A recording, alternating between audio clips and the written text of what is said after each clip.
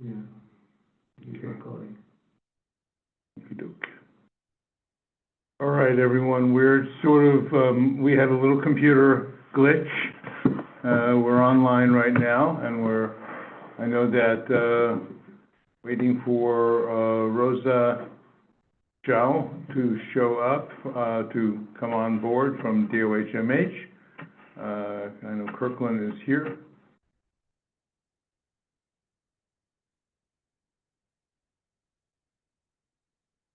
Hi, how you doing?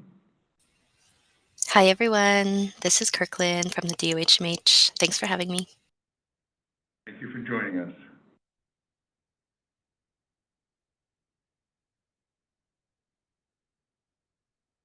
So,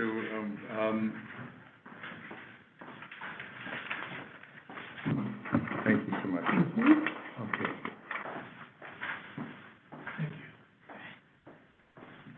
What else can I give you? Oh, you got it. Okay. You're recording. Great. Okay. Thank you.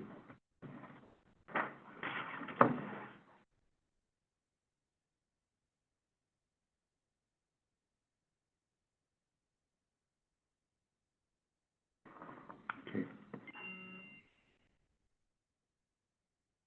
All right, let me just begin, and I know that Dr. Zhu will join us in just a few minutes.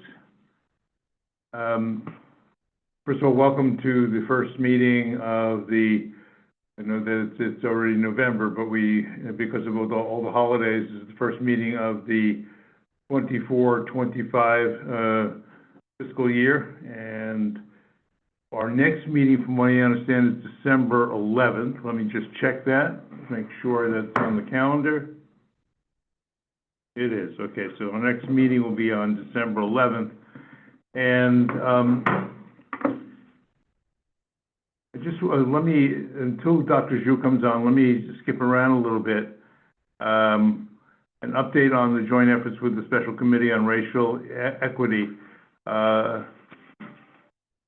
We had plans on doing a conference in the fall on the issue of hate and the impact is on mental and physical health of hate and trauma. Unfortunately, because of changes at the Office of the Prevention of Hate Crimes, the Mayor's Office, they are unstaffed right now. As you might all imagine, there's a few little glitches happening in city government right now, but they are unstaffed. And we're just waiting for them to get staffed up to be able to move forward with the relationship that we had with them to be able to pull that off. So I just wanted to update you on that. We will be meeting a review of committee times and priorities. We are going to be going through a number of people to come in and talk to us about what are some of the city's priorities right now and the priorities in the healthcare system. I'm hoping that someone from Montefiore will be able to join us at our next meeting, and hopefully from other organizations over the next few months for us to really begin to take a look at some of the healthcare priorities within the healthcare system serving this community and the certainly governmental agencies serving this community. And we're beginning with Department of Health and Mental Health this evening. Dr. Zhu is not on yet, but Kirkland, perhaps you can introduce yourself. I know that you have a presentation that you wanted to give to us. If you can come on board and unmute yourself and start your presentation. Sure, I'm happy to do that. So I do have some PowerPoint slides to share with all of you. So if you don't mind giving me just a moment for me to share my screen. Let me get you to be Ah, a co-host, okay? perfect. Thank you so much. Okay, 1 second.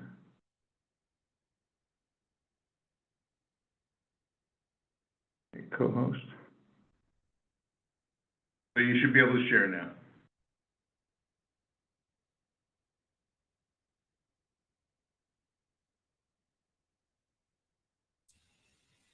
Thank you. And how's that? Are you seeing a set of Or white it's slides, or we is it see the just PowerPoint, green? yeah. We see it, yes, thank you. Perfect. That sounds great. So as your screen is showing, my name is Kirkland Escondo. I'm the Director of Community Planning and Engagement at the New York City Department of Health and Mental Hygiene.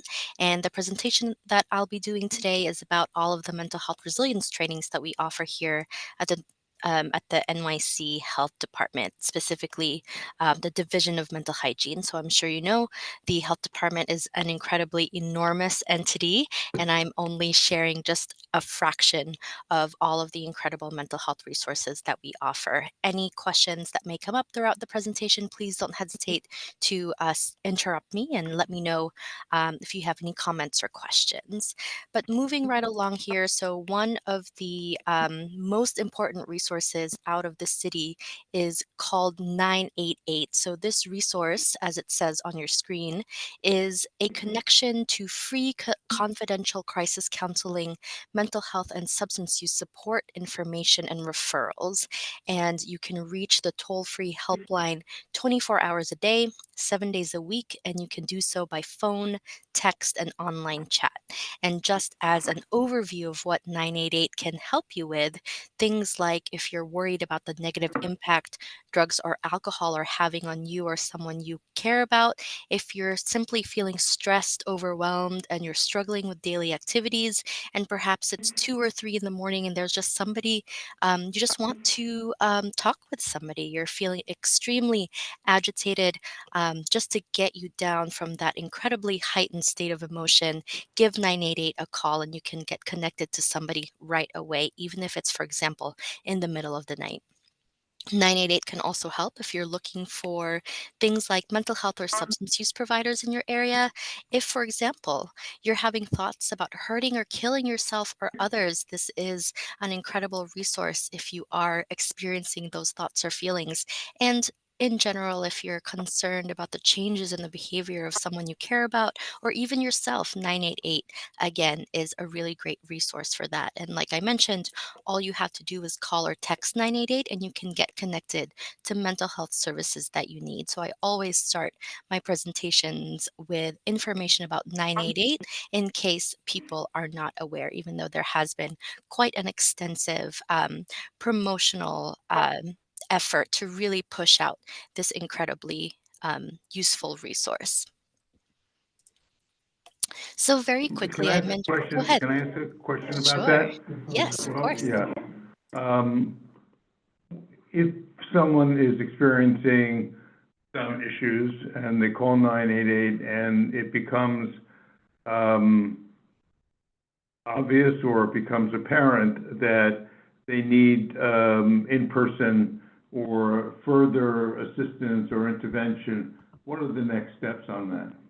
Sure. So, depending on what exactly that individual experiencing, one of two things can happen. So, one is a connection to a mobile crisis team. So, these mobile crisis teams are essentially teams out of the health department in collaboration with NYPD. But always with a direct mental health provider. They may go there and simply de-escalate the situation. However, if, for example, the situation includes like a weapon or something of that nature where danger to self and others may be imminent to the 988 hotline um, uh, person who's handling that call, if from their decision it is imminent that danger um, the situation is dangerous, then 911 may have to be called in, but those 2 options are really the most common ones. Thank you, appreciate it. Sure. Any other questions that I can answer here? Just the crisis unit, how long it takes for them to respond for the crisis unit? The mobile crisis team does take several hours. They are working to really shorten that response time to up to 2 to 4 hours, though because of the staffing that you mentioned earlier, even uh, we are looking at about 4 hours response for the mobile crisis team. Thank you. Thank you. Please continue, thank you. Sure. So my next slide here is just a little bit about the office in which I work in. So like I mentioned earlier, I'm the Director of Community Planning and Engagement, and Community Planning and Engagement sits within this office called the Office of Community Engagement and Training. And again, this office sits within the Division of Mental Hygiene, where all of the mental health resources coming out of the city really is housed. And like it says on your screen here, the Office of Community Engagement and Training, and I'll abbreviate that to OSET just for ease.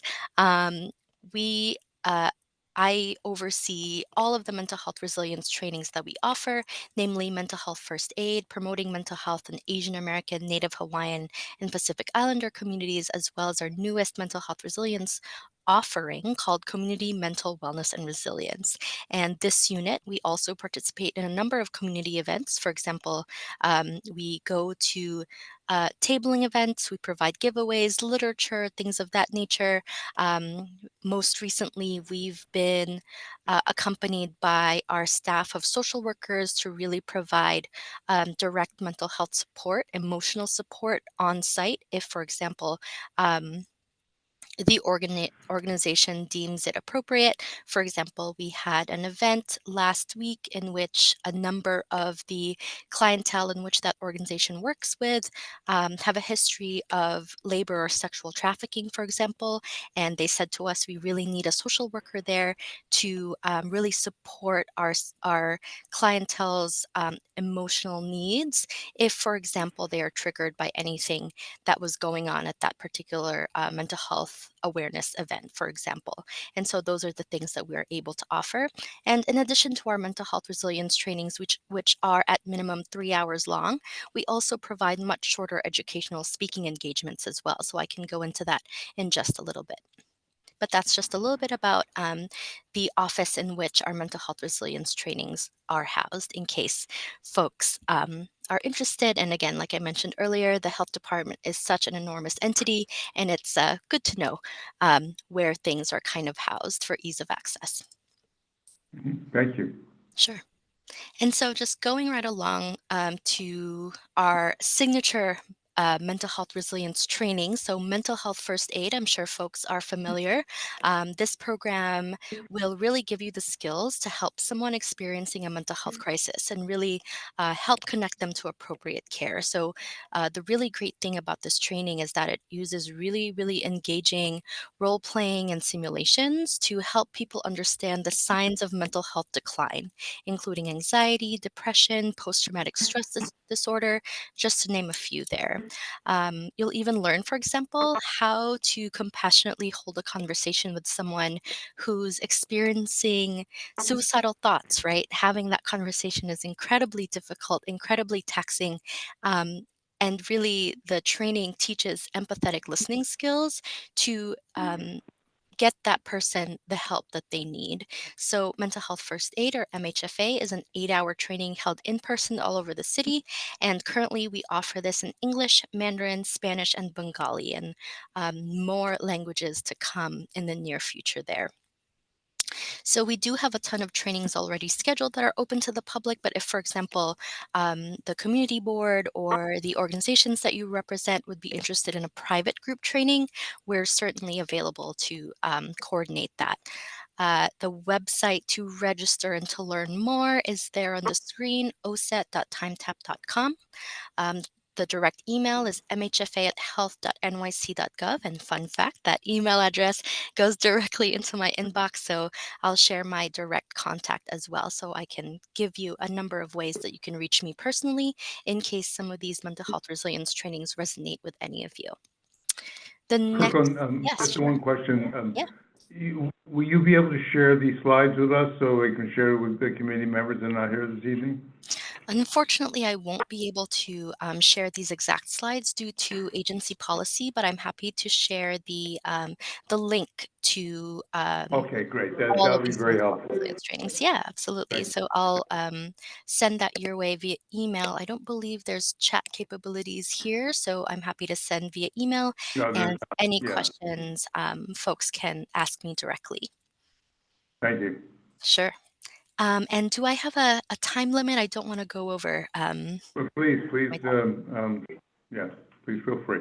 Sounds good. Thank you. So, the next mental health resilience training that I want to share is youth mental health first aid. So, very similar to mental health first aid, but it's really for example, you have a young person in your life, you're a parent or caregiver for a child or teenager, youth mental health first aid may be of interest. So, it is also an 8-hour training, and it specifically talks about the unique risk factors and stressors that young people may experience. So you'll learn about how social media impacts self esteem, for example, bullying, things of that nature. And similarly to MHFA, this training will help you recognize the behaviors and signs of mental health decline, intervene in a way to provide initial help, and finally, connect that person to the care that they need. Um, the website to register is the same as the first, oset.timetap.com, and the preferred contact email is mhfa@health.nyc.gov, and this training is available in English, Spanish, and Mandarin. So we've gone through both adult and youth mental health first aid. Now I'd like to share with you two of the newest mental health resilience offerings that we have. First of which is the Promoting Mental Health in Asian American, Native Hawaiian, Pacific Islander Communities. This is essentially a response to incredible community advocacy given the rise in anti-Asian hate crimes during and after the COVID-19 pandemic. And this training really talks about things like collective stress, intergenerational trauma, mental health stigma, language access issues. All of these things can really become barriers to seeking help for this particular community. So PMH, ANHPI, as you can tell, we love acronyms here at the health department, but we like to call this training PMH, ANHPI. It's 3 hours, and it covers things like the history of the NHPI community in the US, health disparities in this community, and how to access culturally sensitive resources. So, uh, while this training is targeted towards ANHPI communities and allies, I think it really does talk about quite universal topics. For example, mental health stressors associated with the immigration experience, or mental health stressors associated with experiences of racism and discrimination. We really find that all communities can benefit from this training, though I will say again, it is targeted towards ANHPI communities, and it is offered in 9 languages, which is something we're incredibly proud of, namely English, Mandarin, Cantonese, Arabic, Korean, Bangla, Punjabi, Nepali, and Hindi. So quite a number of language access opportunities there. Any questions before I move on to the last? Please, go ahead. Just one Yeah. question. Sure. Are these trainings recorded, and is it available for people to access later on when they are convenient time? Is it available on YouTube or anywhere else? Thank you for that question. So, as of now, they are currently not available as a recording, but I will say this particular training is offered both in person and virtually. So, like I mentioned earlier, both youth and adult MHFA are offered only in person, but PMH and HPI is offered virtually. So, we understand some access issues there. So, I certainly encourage folks to register for this training if, for example, they can only do virtual trainings. And another thing I'd like to add is that the PMH NHPI training is actually available for continuing education units, particularly for social workers, especially those who have their LCSW or LMSW licensure. Thank you.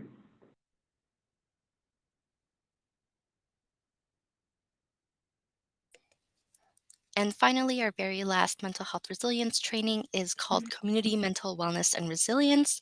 And this is our newest hyper-local mental health resilience training that really focuses on the communal mental health. So really looking at environments, local neighborhoods, and how all of these factors contribute not just to the mental health of individuals, but to the mental health of the collective, which has become so deeply powerful, especially in the climate in which that we live.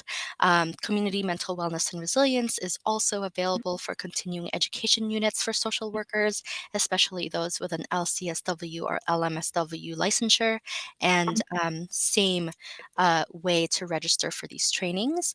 I will say the community mental wellness and resilience training has really been effective in asylum seekers. So in the last year, we've been working with asylum seekers as well as organizational staff who provide services to asylum seekers. And the community mental wellness and resilience training has really supported their mental health as they navigate the city, essentially being here with all of us. One thing I wanted to add, and I completely totally went out of my head. So I will move forward and talk a little bit about some of our other educational So one trainings. question. Sure. If we can go back to the last training, how long is that training? Great question. That is exactly what I was trying to remember. So community mental wellness and resilience is 3 hours long and can be offered both in person and virtually.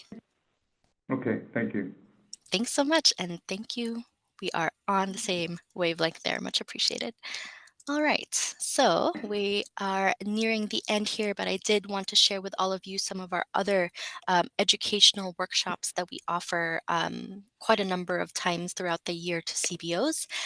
That includes psychological first aid at about an hour, the mental health of asylum seekers for about an hour, and burnout prevention for about an hour.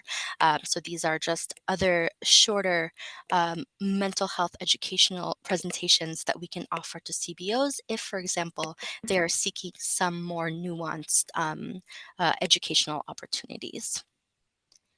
So one of the things that we're looking to do, I mentioned it earlier, is once staffed up at OPHC, is to do a conference looking at hate, its impact upon society, but certainly its impact upon mental health and physical health.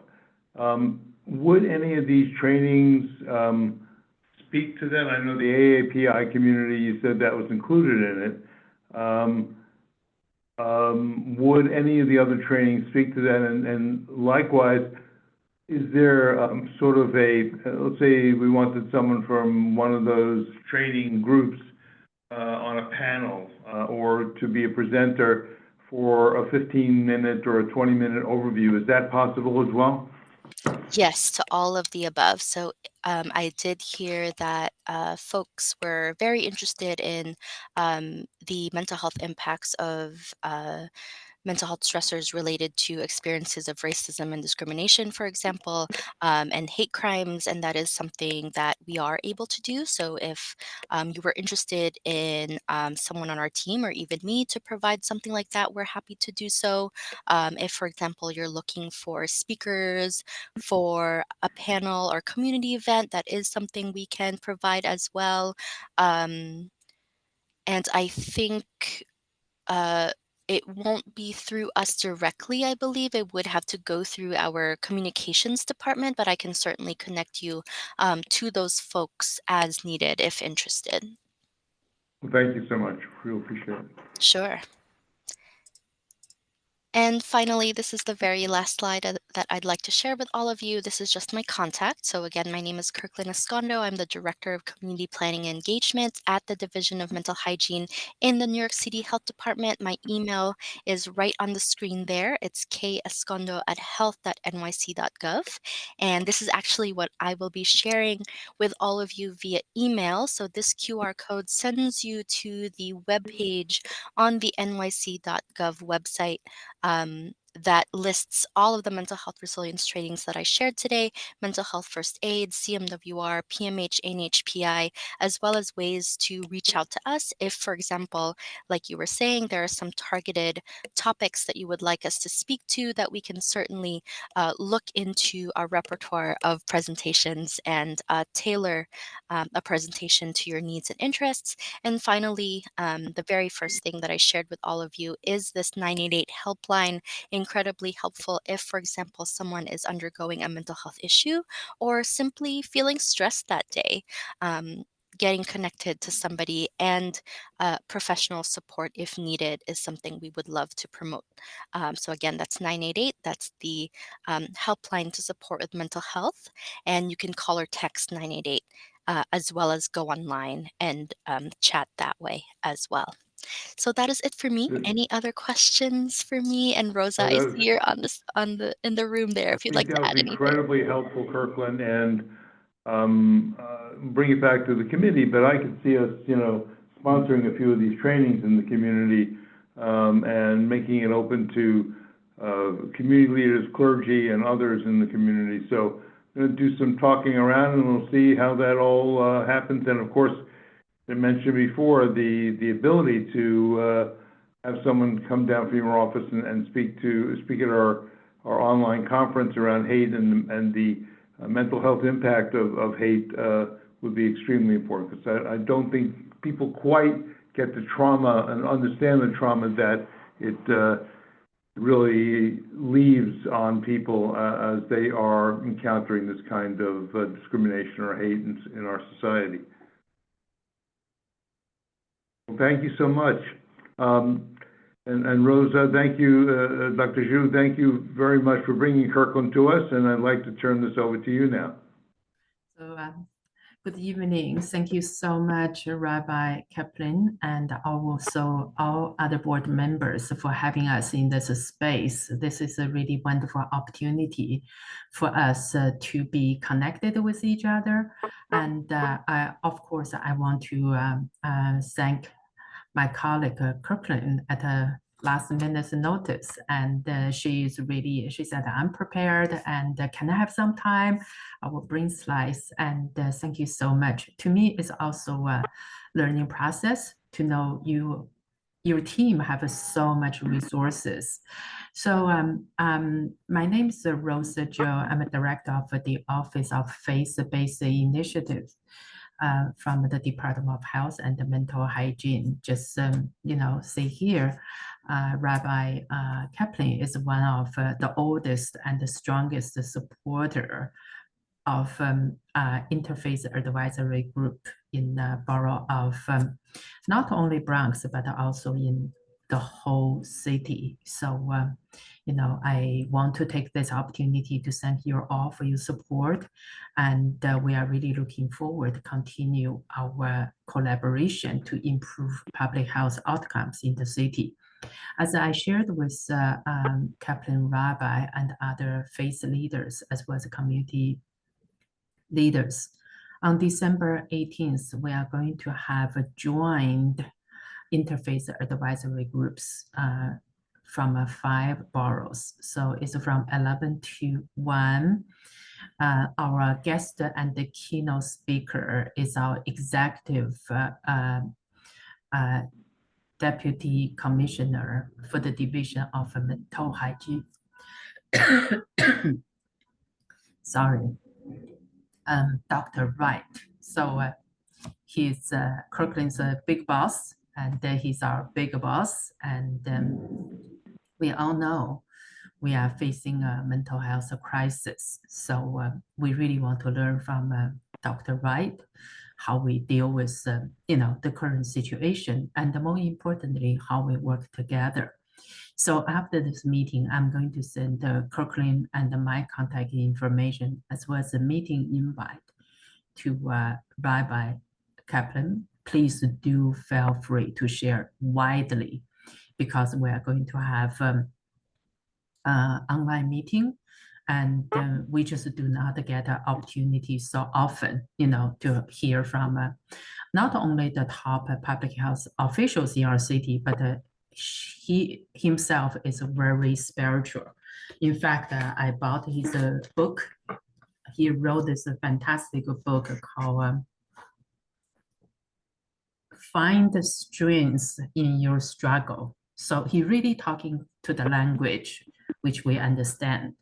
So I hope, we are going to see you all and other people as well. Just one more thing before I hand the mic back to Rabbi Kaplan. So January, we are going to have another joint Interfaith Advisory Group meeting, which is Healthy NYC. So Rabbi Kaplan actually invited for Friday's meeting. The agency hosted this 1-year anniversary after we launched Healthy NYC initiative. To be very briefly, due to COVID, our life expectancy in the city of New York cut down by 4 years. So mayor asked our commissioner, actually our former commissioner, to put this plan together. It's a 6-year plan, and there are a lot basically we can do, on a daily basis to make a difference. So I wanted to share this with you. On Friday, the panelists asked a question. When community do not trust the information given by government agencies like the CDC, who should we trust? The Dean of School of Public Health from Yale, without missing a bit, she said faith leaders, they should ask rabbis, they ask pastors, imams, monks. So we do not need anybody to validate our work, but I'm so happy our work, community-based organizations, community members like you, our work appreciated. Anyway, so I'm going to send all those information to Rabbi Kaplan after this meeting. So please feel free to reach out. We are tiny but a mighty team, just like Kirkland's. Just the reason why we are mighty, because the support from you all. Thank you so much, and wishing you all have a wonderful Thanksgiving. Thank you, and we will share that not only with the members of the committee and the community board, but as best we can with the other faith leaders in the community. I think that would be extremely important.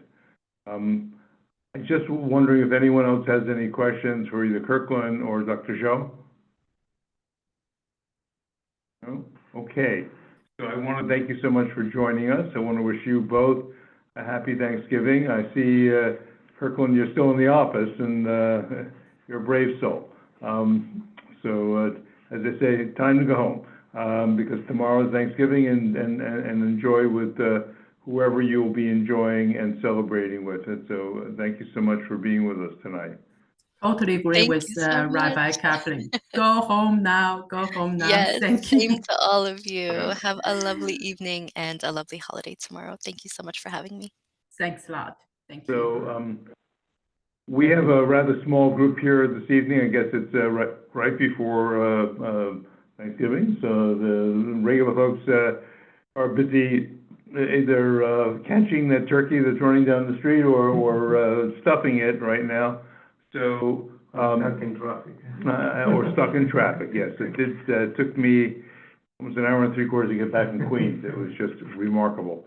So I just want to wish everyone a happy Thanksgiving.